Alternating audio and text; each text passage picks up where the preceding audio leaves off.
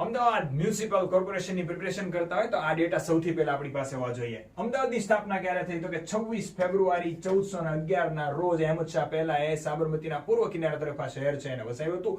વર્ષો પછી અહીં આગળ અંગ્રેજો આવ્યા અને અંગ્રેજોને જરૂરિયાત લાગી કે અહીંયા આગળ મ્યુનિસિપાલિટી હોવી જોઈએ, એટલે કે અમદાવાદ મ્યુનિસિપાલિટીની સ્થાપના કરવામાં આવી 1873 માં. એ વખતે ચૂંટણી હતી કરી અંગ્રેજોએ. એક મિલ માલિક પૈસાવાળા હતા, એમની પસંદગી પ્રમુખ તરીકે કરી. પ્રેસિડેન્ટનું પદ સૌપ્રથમ વખત અમદાવાદ મ્યુનિસિપાલિટીનું જાય છે રણછોડલાલ છોટાલાલને. હવે દોસ્તો, ભારત દેશ આઝાદ થાય છે એટલે એએમ માંથી અમદાવાદ મ્યુનિસિપલ કોર્પોરેશન બને છે 1950 માં. એએમસી ખરેખર ક્યારે બને છે? 1950 માં. અને એ વખતે ચૂંટણી થાય છે, એમાં જે પ્રમુખ હતા એ જ મેયર તરીકે પસંદગી થાય છે, જેનું નામ હતું શેઠ ચિનુભાઈ ચીમનલાલ. તો શેઠ ચિનુભાઈ ચીમનલાલ છે એ ચૂંટાયેલા પ્રથમ મેયર છે અને અમદાવાદ મ્યુનિસિપાલિટીના પ્રથમ પ્રમુખ રણછોડલાલ છોટાલાલ છે. જય હિન્દ, જય ભારત.